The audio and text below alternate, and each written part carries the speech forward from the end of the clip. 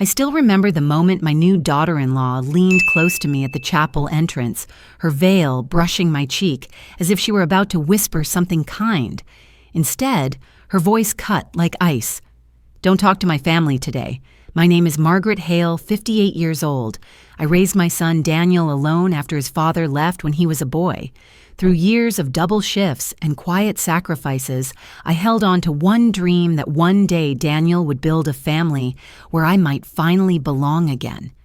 For a heartbeat, I thought I had misheard her. The organ-swelled guests turned to admire Daniel waiting proudly at the altar, and I told myself nerves must have made Clara speak strangely. But when her eyes locked on mine, steady and sharp, I knew there was no mistake. I forced a polite smile, though my fingers trembled around the clutch I carried. The air smelled of roses and candle wax, but I felt nothing but a hollow chill. This was supposed to be a day of joy, yet I was being silenced before the vows were even spoken. I took my seat in the pew, my back stiff, the music rising around me. Laughter and whispers rippled through the chapel while I sat frozen, her warning pressing down like a weight no one else could see. I told myself I would endure it for Daniel's sake, but deep inside a question burned. Why would the woman who just married my son want to erase me on the very day we were meant to become family, and that was only the beginning? The morning of Daniel's wedding had started with a kind of fragile hope. I woke earlier than usual, sunlight slipping through my curtains, and laid out the pale blue dress he had chosen for me months before. I remembered the way he smiled when I first tried it on, saying, "Mom, you look like you belong in a magazine." Those words had warmed me more than he could ever know. They were the kind of words I had carried with me through nights of loneliness, believing that this day would be proof that all of my sacrifices had meant something. At the chapel, voices rose in laughter, shoes clicked against stone, and champagne flutes glimmered in the warm light. I held myself tall, telling my reflection in the mirrored hallway that this was the reward for all those years of struggle raising a boy into a man who was about to start a new chapter. I thought perhaps foolishly that I was about to gain not only a daughter-in-law, but a family to lean into. I tried to believe it even after Clara's words cut through me. As I adjusted my shawl, I whispered to myself that brides are nervous, that stress makes people cruel without meaning it. I told myself she would explain later, that we would laugh about it one day. But even as the ceremony began, that hope trembled inside me like glass about to crack. Daniel stood so proud as Clara walked down the aisle, his face radiant. I clapped with the others, but in my chest, something hollow echoed. I had built a life on pretending everything was fine. Sitting there, I realized I might have to do it again. After the ceremony, the reception spilled out into the courtyard behind the chapel. Strings of soft lights hung above the tables, swaying gently in the summer breeze. Guests laughed freely, clinking glasses. Plates of roasted chicken and garlic potatoes carried past on silver trays. It was the kind of celebration I had once dreamed of for Daniel, a moment when all of life's hard years would be replaced with joy. I moved toward Clara, thinking perhaps I could compliment her gown and smooth away whatever tension lingered between us. She turned smiling for the cousins and uncles gathered near her, but when her gaze fell on me, the smile faltered. Her lips barely moved as she whispered, "Remember what I said." Her parents stood nearby, polished and confident, their expressions unreadable. My cheeks flushed, and suddenly I felt like a trespasser among strangers. I tried to laugh lightly to make it seem as though nothing was wrong. "Clara, did I do something?" I asked softly. Her eyes, cool and deliberate, flicked past me toward her family. "It's better this way. Trust me."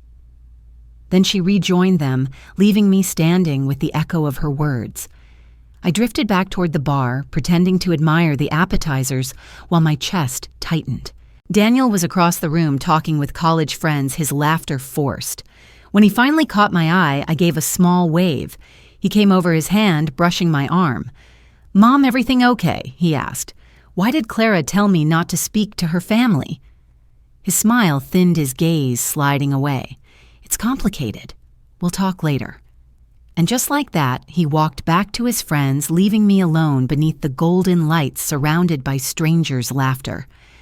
The music swelled as another wave of guests arrived, their voices blending into the hum of conversation. I steadied myself with a glass of water, telling my heart to calm down. For a while, I managed to smile politely, nodding at people I barely knew. Then a hush rippled through the crowd.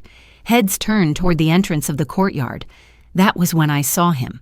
A tall man in a dark suit walked in with the ease of someone entirely at home. His stride was confident, his expression calm, and his presence immediately commanded attention. My breath caught before my mind could even process it. It was Charles, my ex-husband, the man who had walked out more than 25 years earlier, leaving me with unpaid bills, a half-empty house, and a son who cried himself to sleep for months. The sight of him now so composed, shaking hands with Clara's family as if he belonged, nearly unmoored me. Clara herself crossed the courtyard, her smile brighter than I had ever seen it, and she touched his arm with a familiarity that twisted my stomach. Memories I had buried deep rushed back the slam of the door the night he left, the endless nights of balancing bills against grocery lists, the questions Daniel asked about why his father didn't love him enough to stay. And now, on this day of all days here, he stood celebrated while I was warned into silence. I clutched the back of a chair just to steady my legs. A bitter realization struck me. Clara's warning had never been about nerves. She hadn't wanted me near her family because she didn't want me telling them who Charles really was. And suddenly I understood I wasn't simply being pushed aside. I was being erased. I stayed near the edge of the courtyard, half hidden behind a column draped in ivy, my pulse hammering as I tried to make sense of what I was seeing. Clara moved easily among her bridesmaids, introducing Charles to her relatives as if he were some long-lost treasure she had unearthed. Their laughter mingled with his smooth voice polished from years of practice. To them, he wasn't the man who had walked out on his family. He was a charming guest of honor. My throat tightened when I heard Clara's voice carry across the crowd. "My family likes him," she said casually, "and he's helping pay for half the honeymoon. Margaret's just history." The word struck harder than any slap could. I pressed a hand against the stone wall beside me, struggling to breathe. To hear my own name spoken that way, stripped of love, stripped of meaning, turned me into nothing more than a shadow. A bridesmaid asked a question I couldn't catch, and Clara replied without hesitation. "She's always been the problem. Daniel knows it. This way we can have the life we want without her in the middle." I bit down hard, willing myself not to step forward. I imagined walking up, announcing the truth of who Charles really was, the man who abandoned his wife and child, the man who left us broken. But then I pictured his smirk, how easily he would twist my words, how quickly Clara's family would see me as bitter, unstable, desperate to ruin their perfect evening. No, I couldn't give him that victory. Not here, not tonight. My dignity was the only thing left that belonged entirely to me. So I stayed in the shadows, silent, while the life I had built was rewritten in front of my eyes. I could no longer stand in the shadows. The sight of Charles shaking hands with Clara's parents, his arm brushed by Clara's delicate fingers, made my chest ache with a mixture of rage and grief. My son was across the courtyard by the dessert table, laughing at something one of his groomsmen had said. I forced my feet to carry me toward him, each step heavy, as if I were wading through water. "Daniel," I said softly when I reached him. The laughter died from his face the moment he saw mine. His smile faltered and he glanced quickly over my shoulder, as though worried someone else might be listening. "You knew he was coming, didn't you?" My voice shook, though I fought to steady it. Daniel hesitated, his jaw tightening. "Mom, please, today isn't the time." The time my words cut sharper than I intended. "This is exactly the time. Why didn't you warn me? Why didn't you think I deserved to know?" He looked away, his hands clenching and unclenching at his sides. "Because I knew you'd react like this." I felt the sting of betrayal more piercing than Clara's words, more cutting than Charles's presence. React like what? Like a woman who spent half her life cleaning up the wreck he left behind. Like a mother who deserved a shred of respect, his silence answered me more cruelly than words could. That silence told me everything that my son had made a choice, and it wasn't me. The music swirled around us, but I felt only a hollow quiet settle inside. I stepped back, my voice barely a whisper. "Enjoy your day, Daniel. I hope you get everything you wanted." Then I turned, leaving him standing among the laughter and golden lights, as if I had already become invisible. I walked away from Daniel, my heels clicking softly against the flagstone path, each step echoing louder in my ears than the music or laughter. My vision blurred as I moved toward the garden's edge, where the fairy lights dimmed and the shadows grew longer. I told myself I wouldn't cry here, not where Charles could see me, not where Clara's smug smile might catch the shine of my tears. I paused by a row of lanterns strung above the buffet tables, watching from a distance as Charles stood with Clara's family, his posture confident, his voice warm. They leaned in as if every word he spoke mattered. Clara laughed easily beside him, while Daniel stood close enough to prove that this was no accident. They had all chosen their version of family, and I was not in it. My first instinct was to march forward to seize the moment and tell the truth. Tell them about eviction, notices about nights. Daniel went to bed hungry about the father who hadn't called on a single birthday. But I stopped myself. To expose Charles tonight would only make me look like the bitter, ungrateful woman Clara had already painted me to be. Dignity, I reminded myself, was the one thing no one could strip away, unless I handed it to them. So I straightened my shoulders, smoothed the front of my dress, and chose silence. If they wanted Charles, they could have him.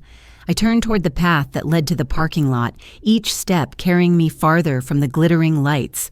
The laughter, the carefully crafted image of a family I no longer recognized. I left quietly but not defeated. The week after the wedding felt strangely muted, as if the noise and brightness of that day had drained something I could never recover. My house was quiet, too quiet. The dress I had worn hung neatly in the back of my closet, but every time I caught sight of its pale blue fabric, a sharp ache pierced through me. I had deleted the family group chat the night I came home, the one where I used to send holiday plans and little photos of Daniel as a boy. The silence on my phone now was heavier than I expected. On the 7th day, the screen finally lit up with Daniel's name. My hands hesitated above it. When I answered, his voice carried a softness I hadn't heard since he was a teenager asking for favors. "Mom," he began. "I'm sorry I didn't warn you. I thought it would be easier if you didn't know." I closed my eyes, steadying the sting rising in my chest. Easier for who, Daniel? For me or for you? He hesitated long enough that I could almost hear him thinking. "I didn't want you to get upset on my wedding day." I gripped the phone tighter. "You invited the man who abandoned us to one of the most important days of your life. You stood by while your wife told me not to speak to her family, and you think the problem was me knowing ahead of time." There was no reply, only a sigh that widened the distance between us. "I thought maybe it was time to move on," he said quietly. "Moving on," I whispered, "doesn't mean erasing the people who never left." After that call, the silence in my house deepened. I moved through the rooms like a guest in my own life, every corner holding reminders of what I had lost. The kitchen table where Daniel once did his homework, the porch where we shared summer dinners, the hallway lined with photographs of birthdays and graduations. They had once been proof of love. Now they felt like artifacts from a world I had been cut out of. For a few days, I let myself crumble. Meals went untouched, nights stretched long and sleepless. I replayed Clara's words again and again, as if repeating them might dull their sting, Margaret's just history. Each time the wound opened wider. But grief has a strange rhythm. One morning I stepped outside and noticed the garden I had neglected, the roses bent low weeds curling between the bricks. Something inside me shifted. If I couldn't repair what was broken with Daniel, maybe I could still tend to the parts of life that belonged only to me. I began with the smallest acts, pulling weeds, trimming branches, baking bread for the neighbors who waved from across the street. A friend invited me to join her yoga class at the community center, and though my body ached through the first session, I felt lighter walking home. Soon I was volunteering at the library shelving books with teenagers who didn't know my story, who smiled at me, as if I were simply Margaret, nothing more, nothing less. Each step didn't erase the pain, but it reminded me that I was still here. My life wasn't over just because Daniel and Clara had rewritten theirs without me. One evening, I sat on the porch as the sun melted into the horizon, streaks of orange and lavender painting the sky. A breeze carried the scent of cut grass, and for the first time in weeks, I breathed without feeling a weight pressing down on my chest. I realized then that I was not waiting for Daniel to call, not checking my phone every few minutes, not aching for an apology that might never come. The truth settled into me slowly like dusk, creeping across the yard I had spent years believing my worth was tied to where I fit in Daniel's life. But that night, I understood something different. They could have their version of family sculpted with charm and money and carefully chosen silences. I would have my dignity, my voice, my history that no one could erase. I thought of Charles standing tall at the wedding as if he had earned that place. His presence no longer held power over me. What once was a knife twisting in my ribs had dulled to nothing more than a reminder of the woman I had become, the one who survived his leaving, who raised a son alone, who endured the sting of being discarded, yet still chose to stand. The lights from the neighboring houses flickered on tiny beacons against the dark. In their glow, I saw a new shape to my life, one not defined by loss, but by resilience. I could not change Daniel's choices, nor Clara's cruelty, but I could choose how I lived tomorrow. The weeks unfolded gently after that evening on the porch, each day carrying a small piece of renewal. I said yes more often, yes to a lunch invitation from an old coworker, yes to joining a neighborhood book club, yes to the children on the block who wanted to learn how to bake cookies in my kitchen. Their laughter filled my house in a way that no silence could smother. Flour dusted the counters. The smell of sugar and butter lingered in the air, and I felt something I hadn't in years, useful, joyful, alive. On Saturday mornings, I walked to the farmer's market where vendors called my name and handed me baskets of peaches warm from the sun. At the library, the teenagers I shelved books with asked for my reading recommendations, their curiosity genuine. These little connections reminded me that family isn't always bound by blood or marriage. Sometimes it's chosen built piece by piece through kindness and shared moments. I still thought of Daniel, of course. There were nights when I wondered if he ever replayed the look on my face at his wedding, if he ever questioned the choice he made. But those thoughts no longer hollowed me out. They were part of my story, not the end of it. One late afternoon, I stood in my garden, the roses blooming again, their petals soft in my hands. The sky turned a deep shade of gold, and I felt the calm certainty that I was not just history, I was my own future. And for the first time in a long time, that was enough. Thank you for watching. If you enjoy these family drama and revenge stories, please subscribe and join me for more every day.